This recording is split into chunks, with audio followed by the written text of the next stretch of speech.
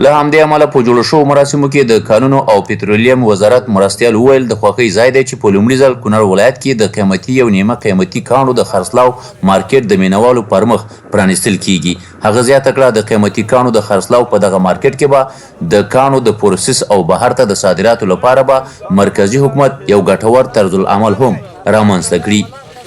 د قیمتي نیمه قیمتي ډبرو د مدیریت لپاره دا یو ډېر ښه قدم دی، دا اولنی قدم دی.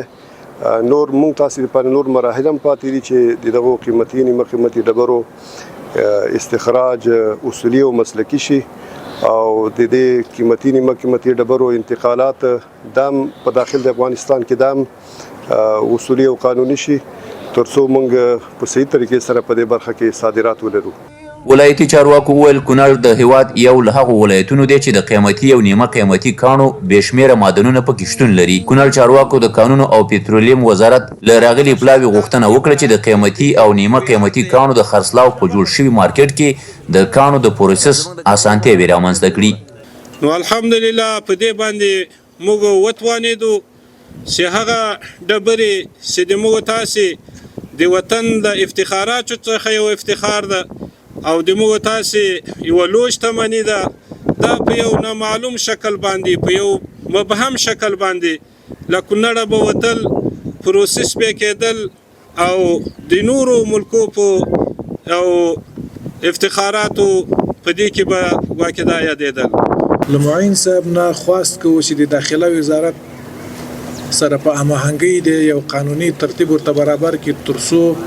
دلته ولایت کې موږ هم د ستونزو سره مخ نسو او دا کوم چې د کانو کارکوونکي دي دوی هم د مشکلاتو سره مخ نشي. بل پلو د قیمتي او نیمه قیمتي کاڼو یو شمېر سوداګر خوښ دي چې کونړ کې ورته د کاڼو د خرڅلاو لپاره ځانګړی مارکېټ پرانستل شو. لکه څنګه چې د بدخشان دپاره یا د پنجشیر د زمرودو دپاره هغه مشکلات حل شوي دي، هغه خارج ته صادریږي په اسانه طریقه باندې. در حال کې چې زمونږ محصول چې کوم امارت ته تحویلیږي یا زمونږ عواید چې دي دا د هغې 10 چندانه هم زیات دي. نو د دې دپاره یو اسانه طریقه چې امارت موږ ته تعین کړي تر څو چې دا سوداګر هم د مشکلاتو نه خلاص شي، بهرني سوداګر هم راجلب شي. د یادونې وړ ده د دې مارکېټ د پرانستې ترڅنګ د ګڼو سوداګرو له لوري په لومړي ځل د قیمتي کاڼو بولۍ هم ترسره شوه چې یو سوداګر حاجي بشیر د 14 میلیونه افغانیو په ارزښت قیمتي کاڼي وپېرل.